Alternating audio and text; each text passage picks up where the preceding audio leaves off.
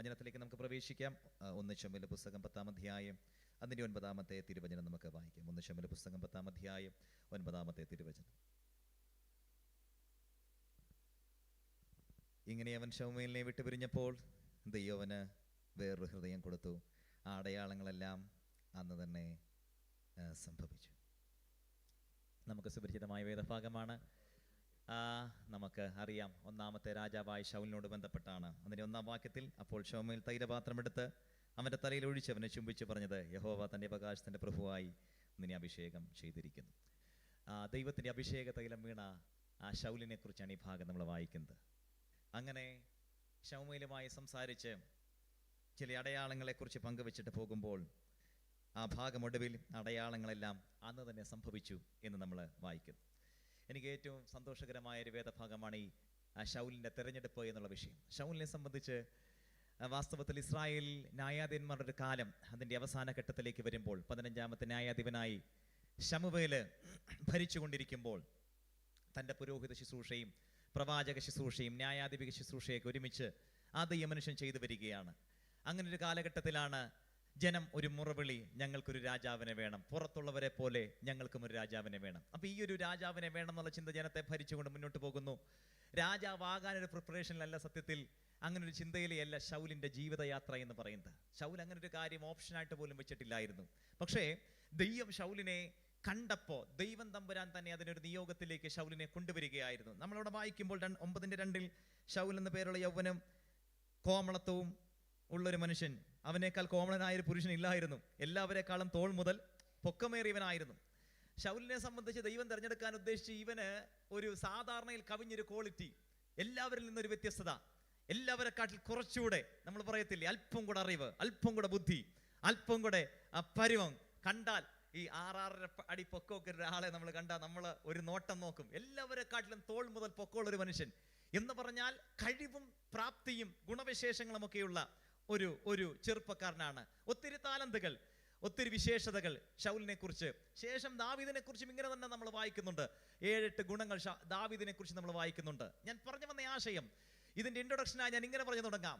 ദൈവം നമ്മളെക്കുറിച്ചൊക്കെ ആഗ്രഹിക്കുന്ന ഒരു മേഖലയുണ്ട്. നമുക്കറിയില്ല എപ്പോഴാണ്, എന്നാണ്, ആരാണ്, ഏത് വിധത്തിലാണെന്ന് അറിയത്തില്ല.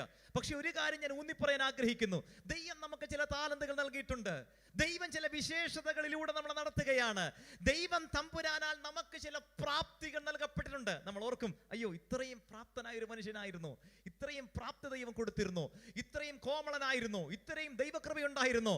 ദൈവം ആ നിലയിൽ ഒക്കെ ചിലരെ വളർത്തിയെടുക്കാറുണ്ട്. പക്ഷേ അങ്ങനെ ദൈവം വളർത്തിയെടുക്കുന്നതിന്റെ പിൻപിൽ അവരാഗ്രഹിക്കുന്നതിന് മീതെ ഒരു അഭിഷേകത്തിലേക്ക്, ഈ പദത്തിൽ പറഞ്ഞാൽ രാജകീയ അഭിഷേകത്തിലേക്ക് ശൗലിനെ കൊണ്ടുവരാൻ ദൈവം ആഗ്രഹിച്ചിരുന്നു, ദൈവം കണ്ടിരുന്നു. ഞാൻ ഇങ്ങനെ പറയാം, ഇവിടെ ഇരിക്കുന്ന യൗവനക്കാരെ, എത്രയോ നല്ല വിദ്യാഭ്യാസം, എത്രയോ നല്ല കോമളത, എത്രയോ നല്ല ഭാഷാപരിജ്ഞാനം ദൈവം നിങ്ങൾക്ക് ഇതൊക്കെ നൽകുമ്പോൾ ഞാൻ ഇങ്ങനെ നിങ്ങളോട് പറയാം, നിങ്ങളുടെ മേലൊരു ദൈവത്തിന്റെ അഭിഷേകം വീണിട്ടുണ്ട്. ചില ഉന്നത പദവികളിലേക്ക്, നമ്മൾ ആഗ്രഹിക്കുന്നതിനും അപ്പുറമുള്ള ചില ബഹുമാനങ്ങളിലേക്ക്, നമ്മൾ ആഗ്രഹിക്കുന്നതിനപ്പുറമുള്ള ചില ദൈവിക നന്മയിലേക്ക്, ചില പൊസിഷനിലേക്ക് ദൈവം തമ്പുരാൻ നമ്മളെ നടത്താൻ ആഗ്രഹിക്കുന്നുണ്ട്. അങ്ങനെ എത്ര പേർ വിശ്വസിക്കുന്നുണ്ട്? കഴിഞ്ഞ ദിവസം ബുധനാഴ്ച ക്ലാസ്സിലേക്ക് ചെന്നപ്പോൾ എൻ്റെ സ്റ്റുഡൻസിനോട് പറഞ്ഞു, സാറിനെ ഇന്ന് കാണാൻ ഭയങ്കര ഗ്ലാമറാന്ന് പറഞ്ഞു. അപ്പോൾ എടുത്ത വായിക്ക് ഞാൻ തിരിച്ചൊരു ആൻസർ പറഞ്ഞു. സാധാരണ അവർ ഇന്ന് വരെ അങ്ങനെ പറഞ്ഞിട്ടില്ല. എടുത്ത വായിക്ക് ഞാൻ തിരിച്ചൊരു ആൻസർ പറഞ്ഞു. അതിൻ്റെ പിൻപിൽ ദൈവത്തിനൊരു ലക്ഷ്യമുണ്ട്.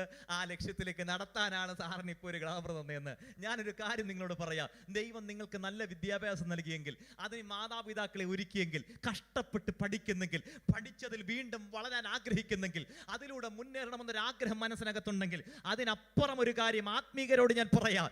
നമ്മളെക്കുറിച്ച് ദൈവം തമ്പുരാൻ കണ്ടതെന്തോ ഉണ്ട്. അതിലേക്ക് നയിക്കപ്പെടാൻ ഇന്നത്തെ പ്രയത്നങ്ങൾ വിഫലമാകുമെന്നല്ല, സഫലമാകുമെന്ന് അങ്ങനെ പറയാൻ എത്ര പേർ ആഗ്രഹിക്കുന്നുണ്ട്? അങ്ങനെ ദൈവമാക്കാൻ ആഗ്രഹിക്കുന്ന ഒരു തലമുറയായി നമ്മുടെ തലമുറകൾ മാറട്ടെ, നമ്മൾ ഓരോരുത്തരും മാറട്ടെ, നമ്മളെ ദൈവം അങ്ങനെ ആക്കട്ടെ. ഹല്ലേലൂയ. അങ്ങനെ പറഞ്ഞുകൊണ്ട് നടന്നതല്ല. പക്ഷേ അങ്ങനെ ദൈവം ആക്കാൻ അവനെ ആക്കിക്കൊണ്ടിരുന്നതാ കേട്ടോ. എല്ലാവരെക്കാട്ടിലും അല്പം കൂടെ ദൈവം പൊക്കം നൽകി, അല്പം കൂടെ ദൈവം ബലം നൽകി, അല്പം കൂടെ ദൈവം പ്രാപ്തി നൽകി, അല്പം കൂടെ ദൈവം കൂട്ടുകാരിൽ പരം അഭിഷേകം ചെയ്യുന്നെങ്കിൽ അതിന്റെ പിൻപിൽ ദൈവത്തിന് എന്തോ പ്രവർത്തിക്കാനുണ്ട്. ഹല്ലേലൂയ. അങ്ങനെ ഈ ശൗലിന്റെ യാത്രയെ സംബന്ധിച്ച് നമ്മൾ പഠിക്കുമ്പോൾ ശൗലിന്റെ ഈ പോക്കെന്ന് പറയുന്ന വാസ്തവത്തിൽ അവനൊരു രാജകീയ അഭിഷേകത്തിന് വേണ്ടിയുള്ള പോക്കയല്ല, മറിച്ച് ശൗലിന്റെ പോക്കെന്ന് പറയുന്നത് കഴുതകളെ തേടിയുള്ള ഒരു പോക്ക. ശൗലിനെ ദൈവം ഈ കഴുതകളെ തേടിയുള്ള പോക്കിനൊരു ഭൃത്തിനെയും കൂടെയാണ് അപ്പൻ വിടുന്നത്. ഈ യാത്രയെ സംബന്ധിച്ച് പ്രത്യേക ലക്ഷ്യം എന്ന് പറഞ്ഞാൽ കഴുതയെ കണ്ടുകിട്ടുക എന്നൊറ്റ ലക്ഷ്യം മാത്രം. ഈ ഒരു ലക്ഷ്യത്തിന് വേണ്ടിയാണ് ഈ യാത്ര, ഈ ഒരു ലക്ഷ്യത്തിന് വേണ്ടിയാണ് ഈ പോക്ക്. പക്ഷേ ദൈവത്തിന്റെ ലക്ഷ്യം അതേ അല്ലായിരുന്നു. ദൈവത്തിന്റെ ലക്ഷ്യം ഇവനെ ഈ വീട്ടിൽ നിന്ന് പുറത്തേക്കൊന്ന് കൊണ്ടുവന്നിട്ട് ദൈവ പദ്ധതിയിലേക്ക് ഇവനെ കൊണ്ടുവന്നെത്തിക്കണം. അതിനു വേണ്ടിയാണ് സത്യത്തിൽ ശൗലിനുണ്ടായ നഷ്ടം. ശൗലിന്റെ നഷ്ടം അപ്പന്റെ നഷ്ടമാ, അപ്പന്റെ നഷ്ടം മോന്റെ നഷ്ടമാ. എന്നാൽ ഈ നഷ്ടങ്ങൾക്ക് പിൻപിൽ ദൈവത്തിന് പുറത്തു കൊണ്ടുവരാനൊരു പദ്ധതിയുണ്ട്. ഇന്ന് പകൽ ഞാൻ കുടുംബങ്ങളോട് പറയാം, ഏതൊക്കെയോ നഷ്ടങ്ങളുടെ പേരിൽ നമ്മൾ പുറത്തലയാനല്ല, ആ നഷ്ടങ്ങൾക്ക് മീതെ ഒന്നിലേക്ക് എന്നെയും നിങ്ങളെയും നയിക്കാൻ എന്റെ കർത്താവിന് പദ്ധതി ഉണ്ടെങ്കിൽ ഇന്ന് പകൽ നഷ്ടങ്ങളുടെ ലാഭത്തെ ഇന്ന് കാണുന്നില്ല, നാളെ അതറിയും. ഹല്ലേലൂയ. നഷ്ടങ്ങളുടെ പ്രാരാബ്ദങ്ങളെ പറഞ്ഞ്, നഷ്ടങ്ങളുടെ വേദനകളെ പറഞ്ഞ്, നഷ്ടങ്ങളുടെ ഉഴൽച്ചകളെ എണ്ണി നമ്മൾ മുന്നോട്ട് പോകുമ്പോൾ അതെത്തുന്ന ഇടം നഷ്ടത്തിലെ കച്ചവടത്തിലല്ല, അതിനെ നമ്മുടെ ഉന്നതിയിലേക്ക് നയിക്കുന്ന ഒരു മാർഗത്തിലേക്ക് നടത്താൻ, ഒരു നിയോഗത്തിലേക്ക് നടത്താൻ, ഒരു അഭിഷേകം ചൊരിയപ്പെടാൻ എൻ്റെ കർത്താവ് നമ്മളെ കുറിച്ച് ആഗ്രഹിക്കുന്നുണ്ട്. അങ്ങനെ എത്ര പേര് വിശ്വസിക്കുന്നുണ്ട്? നഷ്ടത്തിന്റെ കണക്കിൽ തുടങ്ങുന്നെങ്കിൽ ഈ വർഷം അവസാനിക്കുമ്പോൾ, ഈ വർഷത്തിന്റെ മധ്യമാസത്തിന്റെ അവസാന ദിവസം ഈ 6 മാസം ഒരു നഷ്ടമാണെങ്കിൽ ദൈവമക്കൾ ആത്മാവിൽ പറ, അടുത്ത 6 മാസം ഒരു ലാഭമാക്കാൻ എന്റെ സർവശക്തനായ ദൈവത്തിന് കഴിയും. നഷ്ടം കൊണ്ട് അവസാനിക്കുന്ന ഒരു മാസമല്ല, നഷ്ടം കൊണ്ട് അവസാനിക്കുന്ന ഒരു വർഷവുമല്ല, അതിന്റെ ലാഭത്തിലേക്ക് നടത്താൻ ദൈവത്തിന്റെ അഭിഷേകം എന്റെ മേൽ പകരട്ടെ. ഹല്ലേലൂയ. അങ്ങനെ ഒരു യാത്രയാണ് ഈ മനുഷ്യന്റെ യാത്ര. എന്ന് പറഞ്ഞാൽ ഈ ശൗലിന്റെ ഗതിയെ തിരിച്ചുവിടാൻ അപ്പനല്ല ഗതിയെ തിരിച്ചുവിട്ടത്. ഞാൻ അതിനെക്കുറിച്ച് സന്തോഷത്തോടെ ഇങ്ങനെ പറയാം. ദൈവത്തെക്കുറിച്ച്, ദൈവപുരുഷന്മാരെ കുറിച്ച്, പട്ടണത്തിലുള്ള അഭിഷക്തന്മാരെ കുറിച്ച് വീട്ടുകാരെക്കാൾ അറിവുള്ളൊരു ഭൃത്യനാണ് ശൗലിന്റെ ജീവിതത്തെ മാറ്റിമറിച്ചത്. നയമാനിന്റെ ജീവിതത്തെയും മാറ്റിമറിച്ചത് ഒരു ബാല്യക്കാരിയാ. ഞാൻ ഇങ്ങനെ പറയാം, നമ്മളോടൊപ്പമുള്ള കൂടെ നടക്കുന്ന അത്രയധികം അറിവില്ലാത്ത, അത്രയധികം ബുദ്ധിയില്ലാത്ത ചിലരൊക്കെ നമ്മളെ ചൂണ്ടിക്കാണിക്കുന്ന ഒരു വഴിയുണ്ട്. അതിന്റെ പേര് ദൈവപുരുഷനുള്ള വഴിയെന്ന, അതിന്റെ പേര് ദൈവമുള്ള വഴിയെന്ന.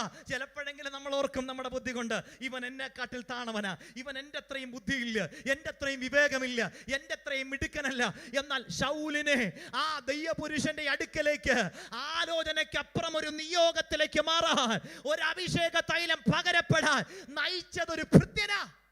അങ്ങനാണെങ്കിൽ ദൈവമക്കളെ, ഈ സാധാരണഗതി നമ്മൾ പറയും, നമ്മളെ ഉപദേശിക്കുന്നവർ അവർ നമ്മുടെ അത്രയും ദൈവവചനത്തിൽ പ്രാവീണ്യം ഇല്ലാത്തവരായിരിക്കാം, അല്ല താൽക്കാലികമായ അല്പനാളത്തെ ആവേശം കൊണ്ട് വന്നവരായിരിക്കാം എന്നൊക്കെ പറഞ്ഞു വിടല്ലേ.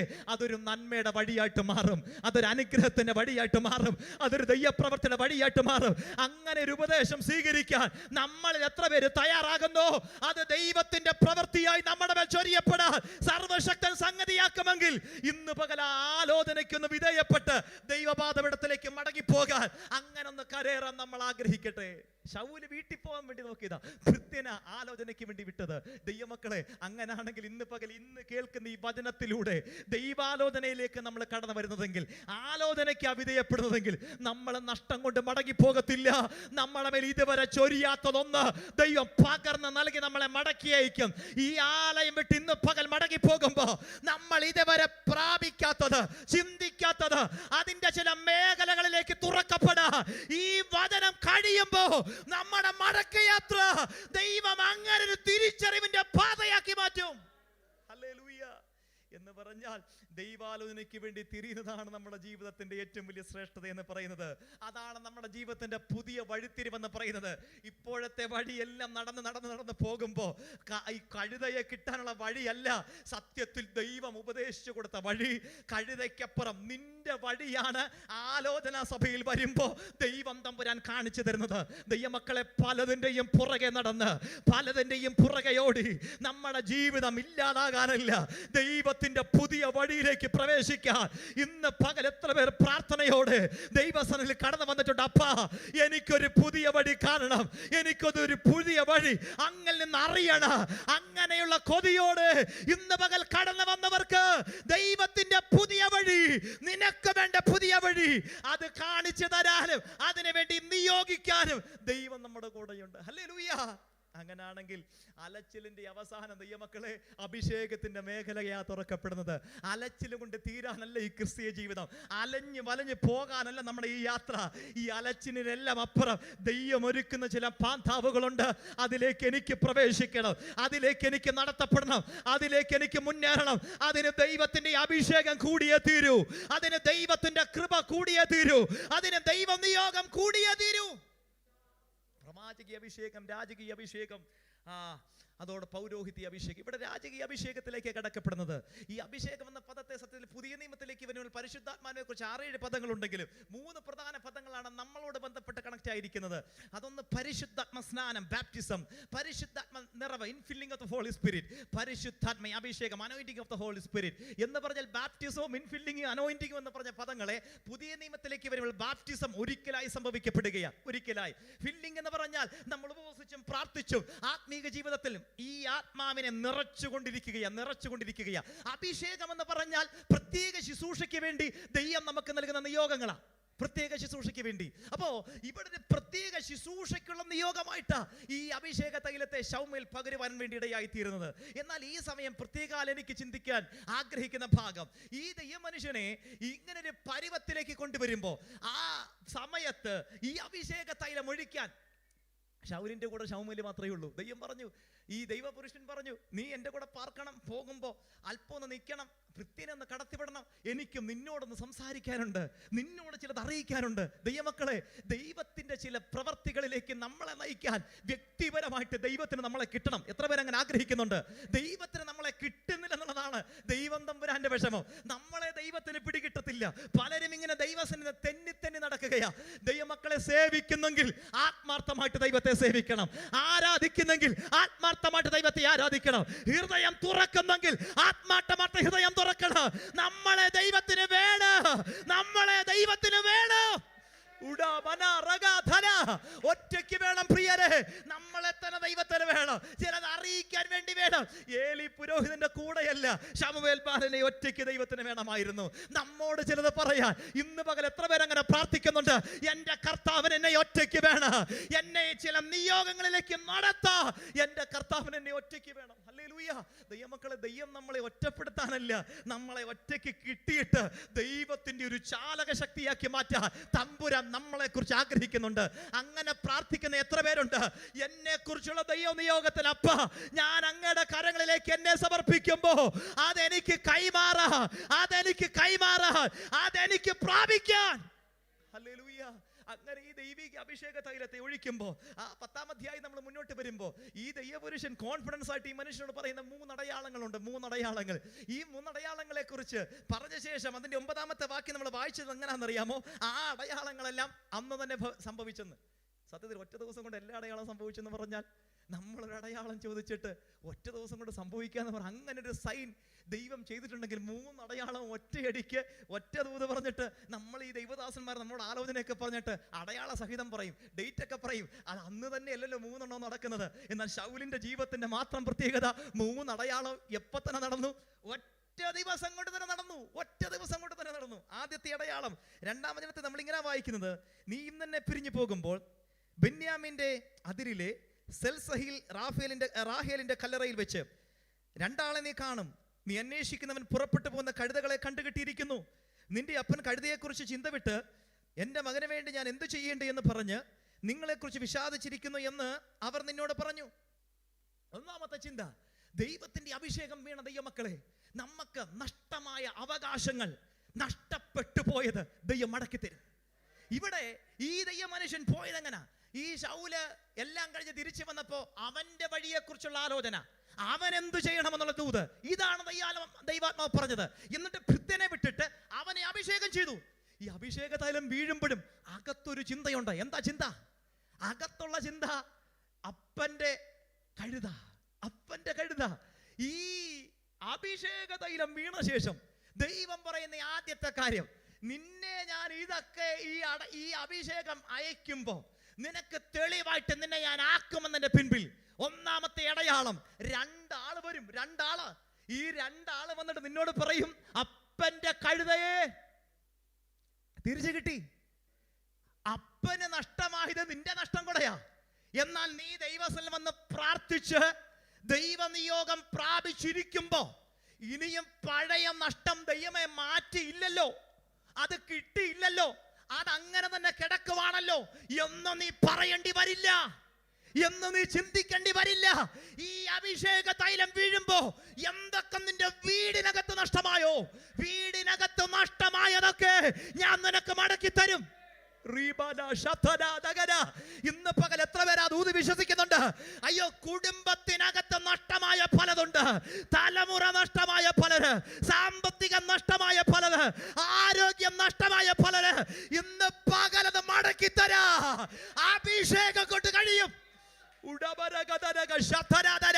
ഇന്ന് പകൽ ആത്മനിറവിൽ ദൈവത്തെ ആരാധിക്കുന്ന ദൈവത്തിന്റെ പൈതലേ, ഈ തൈലം വീണ നീ നഷ്ടം കൊണ്ട് സഞ്ചരിക്കില്ലെന്ന്, നഷ്ടത്തിൽ നടന്നു തീർക്കില്ലെന്ന് ദൈവം ഒരടയാളം പറയുകയാ.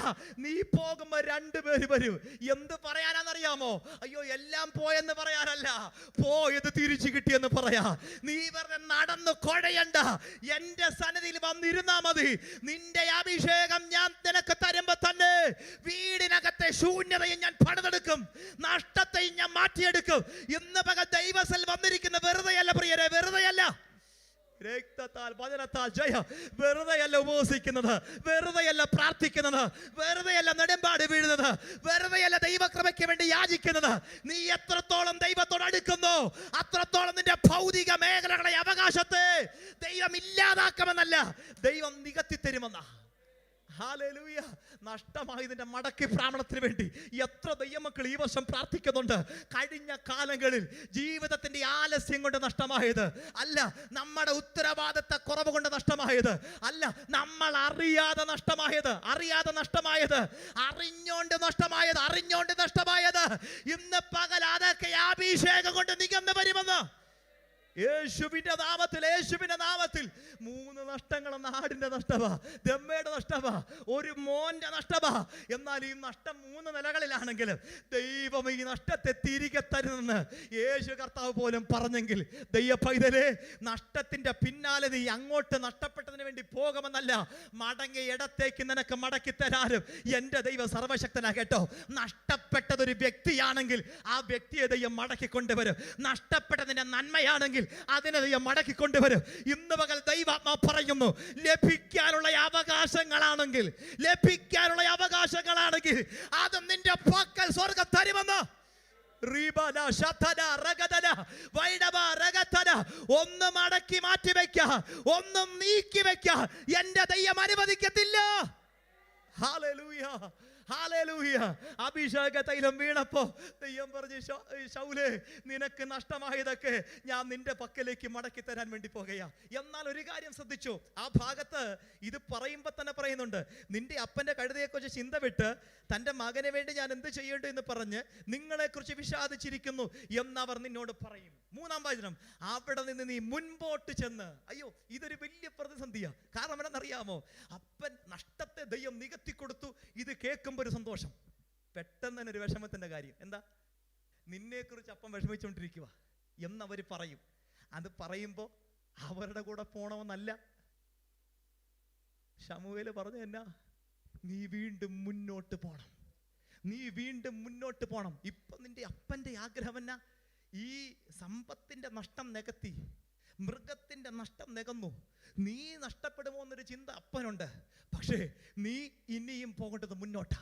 കാരണം നിന്റെ മേൽ വീണ അഭിഷേകത്തെ എത്തിക്കേണ്ട ഇടത്തേക്ക് എത്തിക്കാൻ നിന്റെ അപ്പനല്ല, സ്വർഗത്തിന്റെ അപ്പനാ നിന്നെ നയിക്കുന്നത്. എത്ര പേർക്ക് മനസ്സിലാകുന്നുണ്ട്?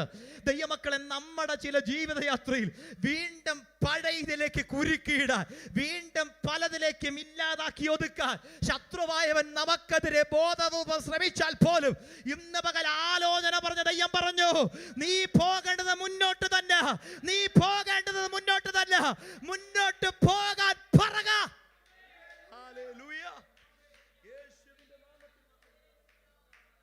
ഇന്ന് പകൽ ദൈവമക്കളെ, അങ്ങനാണെങ്കിൽ ദൈവം നമുക്ക് നൽകുന്ന നഷ്ടപ്പെട്ട അവകാശത്തെ അഭിഷേകത്തിലൂടെ തിരിച്ചു തരുമ്പോൾ തന്നെ ദൈവത്തിന് പറയാനൊരു കാര്യമുണ്ട്.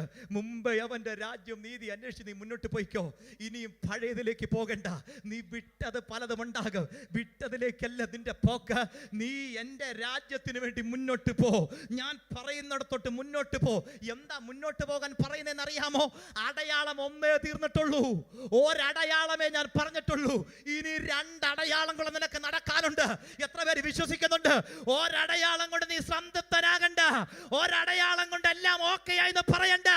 ഇനി അടയാളങ്ങൾ വരാൻ വേണ്ടി പോവോ. നമ്മളൊക്കെ ഒരു മറുപടി പ്രാർത്ഥിച്ച് കിട്ടിക്കഴിയുമ്പോൾ അതുകൊണ്ട് മതി കർത്താവേ എന്ന് പറയാൻ ആഗ്രഹിക്കുന്നവരാ. ദൈവം പറയുന്നില്ല മോനെ, നിന്റെ അടയാളങ്ങൾ ഞാൻ ബാക്കി വെച്ചിട്ടുണ്ട്. ഇനിയും ചിലത് സംഭവിക്കാനുണ്ട്. എത്ര പേര് വിശ്വസിക്കുന്നുണ്ട്? പല പ്രാർത്ഥനയുടെ മറുപടി കിട്ടി, എന്നാൽ ഇനി ഒത്തിരി മറുപടി ബാക്കി കിടക്കുന്നുണ്ട്. അതിനു വേണ്ടി നീ മുന്നോട്ട് പോ. യേശുവിന്റെ നാമത്തിൽ അങ്ങനെ മുന്നോട്ട് പോകാൻ നമ്മൾ തയ്യാറാകുമ്പോൾ ആ വാക്യം ഇങ്ങനെ നമ്മൾ വായിക്കുന്നത്, മുന്നോട്ട് ചെന്ന് താബോറിന്റെ കരുവേലത്തിന് എത്തുമ്പോൾ ഒരുത്തൻ 3 ആട്ടിൻകുട്ടിയെയും വേറൊരുത്തൻ 3 അപ്പവും വേറൊരുത്തൻ 1 തുരുത്തി വീഞ്ഞും ചുമന്നുകൊണ്ട് ഇങ്ങനെ 3 പുരുഷന്മാർ ബഥേലിൽ ദൈവത്തിന്റെ അടുക്കൽ പോകുന്നതായി നിനക്ക് എതിർപ്പെടും. അവർ നിന്നോട് കുശലം ചോദിക്കും. നിനക്ക് 2 അപ്പവും തരും. നീ അത് അവരുടെ കയ്യിൽ നിന്ന് വാങ്ങിക്കൊള്ളണം. എന്താണ് ഇവിടുത്തെ കാര്യം? ദൈവമക്കളെ, 2ാമത്തെ അടയാളം എന്ന് പറഞ്ഞാൽ നീ മുന്നോട്ട് പോകുമ്പോൾ അപ്പന്റെ ചിന്ത, നീ എങ്ങനെ ഭക്ഷിക്കും, നീ എങ്ങനെ ജീവിക്കും, നിന്റെ കാര്യം എങ്ങനെ. ഇതിനെക്കുറിച്ചാണ് അപ്പന്റെ വിഷാദം. അപ്പന് കഴുതയെ കിട്ടിയപ്പോ മോന്റെ കാര്യത്തിൽ ഉള്ള കരുതലിന്റെ വിഷാദം. പക്ഷെ ഇവിടെ അടയാളം 2 എന്തോ പറയാന്നറിയാമോ? ദൈവത്തിന്റെ അഭിഷേകതലം വീണവനോട് ശമൂവേൽ പ്രവാചകൻ പറയുക, നിന്റെ പോകുന്ന യാത്രയിൽ 2 അപ്പം തന്ന് നിന്നെ ഞാൻ കരുത്തനാക്കും. ഒന്നുകൂടെ പറയാ, നിനക്കുള്ള കരുതൽ നിന്റെ യാത്രയ്ക്കകത്ത് ഞാൻ കരുതി വെച്ചിട്ടുണ്ട്. എത്ര പേര് വിശ്വസിക്കുന്നുണ്ട്? ദൈവത്തിന്റെ അഭിഷേകം വീണ ദൈവമൈതലേ, നീ എവിടെയും കൈ നീട്ടി നടക്കാൻ എന്റെ ദൈവം അനുവദിക്കത്തില്ലെന്ന്. നിനക്കുള്ള കരുതൽ, തലമുറയ്ക്കുള്ള കരുതൽ, കുടുംബത്തിലുള്ള കരുതൽ, ജീവിതത്തിലുള്ള കരുതൽ എന്റെ ദൈവം അടയാള സഹിതം പറയുക. എത്ര പേർ അങ്ങനെ പ്രാർത്ഥിക്കുന്നുണ്ട്? എത്ര പേർ അത് ഏറ്റെടുക്കുന്നുണ്ട്? ഹൃദയം തുറന്ന് കൈവച്ച് പറയുന്നുണ്ട്, എന്റെ കരുതൽ ഇല്ലാതാക്കാൻ ഒരു ശക്തിക്കും കഴിയില്ല. കാരണം എന്റെ ദൈവത്തിന്റെ പിന്നാലെ എന്റെ യാത്ര മുന്നോട്ടാ. ഞാൻ അങ്ങും ഇങ്ങും നോക്കുന്നില്ല. അങ്ങും നോക്കിയാൽ ഞാൻ താഴെ പോകും. എന്നാൽ എന്റെ കർത്താവിനെ നോക്കിയാൽ അവൻ എനിക്ക് കരുതൽ നൽകിക്കൊണ്ടിരിക്കും. അങ്ങനാണെങ്കിൽ ഈ വർഷത്തിന്റെ പകുതി മാസം എന്നെ കരുതി എന്റെ കർത്താവ് എത്ര പേർക്ക് പറയാൻ കഴിയും? എന്നെ കരുതിയത് എന്റെ കർത്താവാണ്. എനിക്ക് എത്രയോ സാമ്പത്തിക പരാധീനത, എത്രയോ ജീവിത പ്രതിസന്ധി, അതിന്റെ നടുവിൽ എങ്ങനെ ജീവിക്കുമെന്ന് ഇന്ന് പകൽ ഉറപ്പിച്ച് പറയാ. മുന്നോട്ട് പോകുന്നവന് കരുതൽ അപ്പന്റെ പക്കല.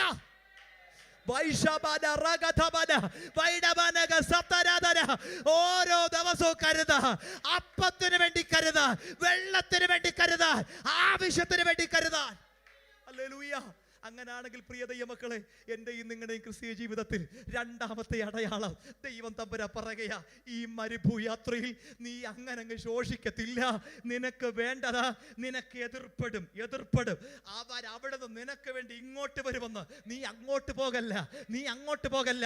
നിനക്ക് ആവശ്യമുള്ളത് നീ നടന്നു പോകുമ്പോ നിനക്ക് വിശക്കുമെന്ന് എനിക്കറിയാം. മുൻകൂട്ടി പറയുകയാ, നിന്റെ വിശപ്പ് മാറ്റാൻ അപ്പത്തെ ഞാൻ കൊടുത്തയച്ചിട്ടുണ്ട്.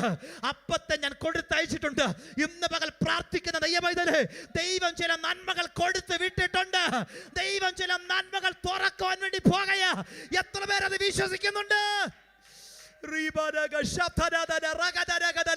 ഇന്ന് പകൽ ദൈവത്തിന്റെ ചില കരുതലുകൾ അനുഭവിക്കുക. അടുത്ത ഭാഗം ഇങ്ങനെ വായിക്കുന്നതിന് ശേഷം ഫെലിസ്ത്യരുടെ പട്ടാളമുള്ള ദൈവഗിരിയിലേക്ക് എത്തും. അവിടെ പട്ടണത്തിൽ കിടക്കുമ്പോൾ മുമ്പിൽ വീണ തപ്പ്, കുഴൽ കിന്നരം എന്നിവയുടെ കൂടെ പൂജാഗിരിയിൽ നീ ഇറങ്ങി വരുന്ന ഒരു പ്രവാചകണത്തെ കാണും.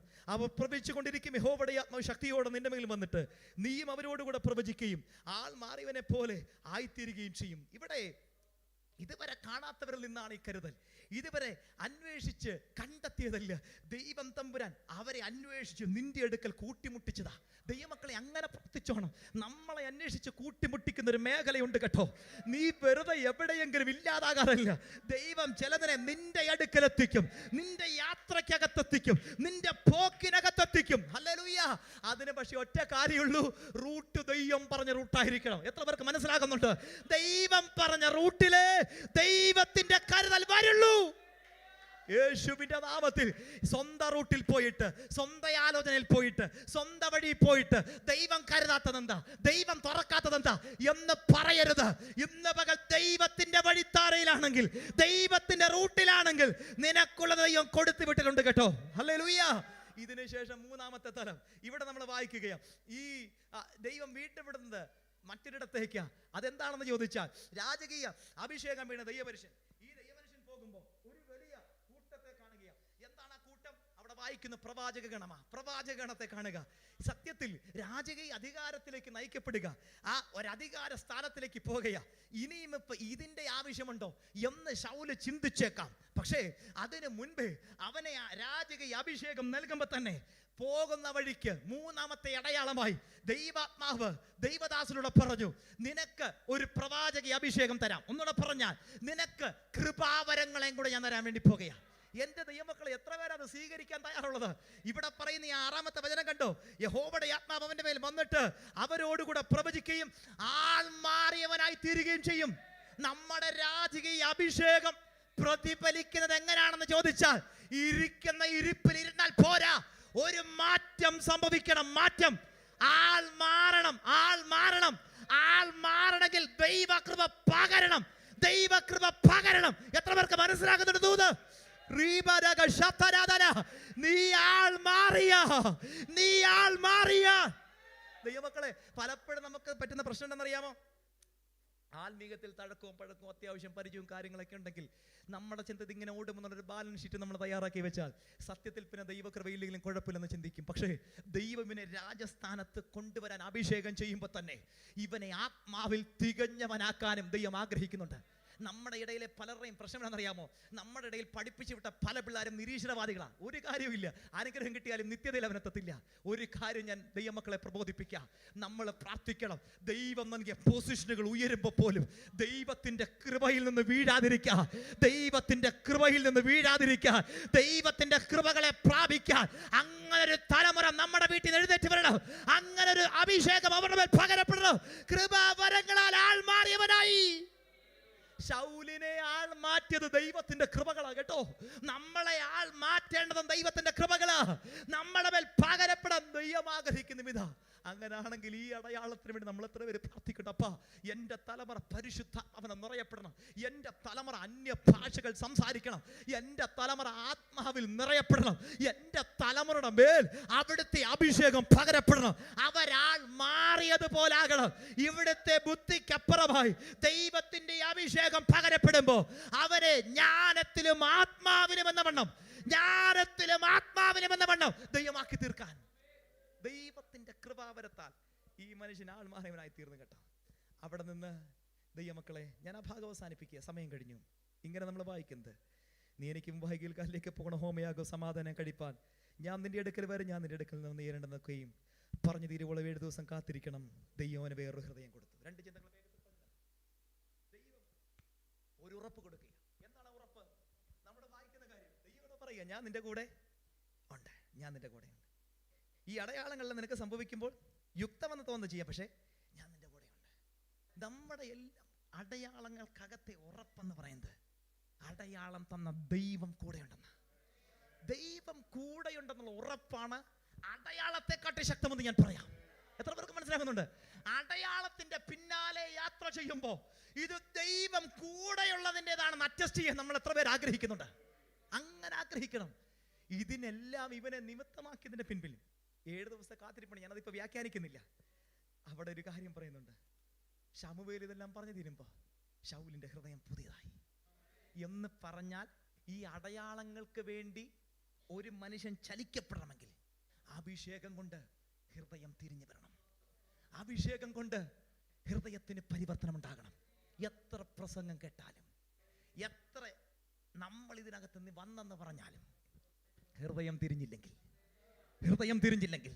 ഒരു നിമിഷം ഇല്ല. ദൈവമക്കളൊന്ന് പ്രാർത്ഥിച്ചപ്പാ, ഹൃദയത്തിനാണ് സമൂല മാറ്റം സംഭവിക്കപ്പെടേണ്ടത്. ഹൃദയത്തിന് മാറ്റം സംഭവിക്കപ്പെടുമ്പോൾ ദൈവത്തിന്റെ റൂട്ടിലേക്ക് തിരിയും. ദൈവത്തിന്റെ വഴിയിൽ പോകുമ്പോൾ നഷ്ടമായ അവകാശത്തെ മടക്കി വരുത്തും. ദൈവത്തിന്റെ വഴിയിൽ പോകുമ്പോൾ ദൈവത്തിന്റെ കരുതലുകളുടെ വർധനവ് നമ്മൾ അനുഭവിക്കും. ദൈവത്തിന്റെ വഴിയിൽ പോകുമ്പോൾ കൃപാവരങ്ങളുടെ കലവറ നമുക്ക് വേണ്ടി തുറക്കപ്പെടും. ഈ നൂറ്റാണ്ടിൽ നമുക്ക് ആവശ്യം ഇത് മൂന്നുമാണെങ്കിൽ ദൈവത്തിന്റെ അഭിഷേകത്തെ വില കുറച്ച് കാണണ്ട. ഈ മേഖലകളിൽ ദൈവപ്രവൃത്തി അനുഭവിക്കുക. ഒരു നിമിഷം എല്ലാവരും ശാന്തമായിട്ട് പ്രാർത്ഥിച്ച് ഈ ദൂത് അവസാനിക്കുമ്പോൾ പ്രാർത്ഥിച്ച, കർത്താവ് ഇതെന്റെ കുടുംബത്തിൽ സംഭവിക്കട്ടെ. ഞങ്ങൾക്ക് നഷ്ടമായ അവകാശങ്ങൾ മടങ്ങി വരട്ടെ. ഞങ്ങൾക്ക് ദിനേന വേണ്ട കരുതലുകൾ അങ്ങയാൽ കൽപ്പിക്കപ്പെടട്ടെ. അതിനപ്പുറം അവിടുത്തെ കൃപകൾ നിറഞ്ഞ ഒരു കൃപാവരത്തിലും കുറവില്ലാത്ത സഭ, ഒരു കൃപാവരത്തിലും കുറവില്ലാത്തൊരു കുടുംബം അങ്ങനെ ഞങ്ങൾ പണിയപ്പെടട്ടെ. ആ പുത്തൻ ഹൃദയത്തിന് അവകാശികളായി തീരട്ടെ. ഹൃദയം നേരെയായപ്പോ അടയാളങ്ങൾ പടിപടിയായി സംഭവിച്ചു. സമർപ്പണം നേരെയായാൽ അടയാളങ്ങൾ പടിപടിയായി സംഭവിച്ചിരിക്കൂ. ഇന്ന് പകൽ എത്ര പേര് സമർപ്പിക്കൂ? അടയാളങ്ങൾ തടഞ്ഞു പോകില്ല, അത് സംഭവിക്കപ്പെടും. ദൈവകരങ്ങളിലേക്ക് സമർപ്പിക്കാം. ഈ വചനങ്ങളാൽ ദൈവം നമ്മളെ അനുഗ്രഹിക്കും.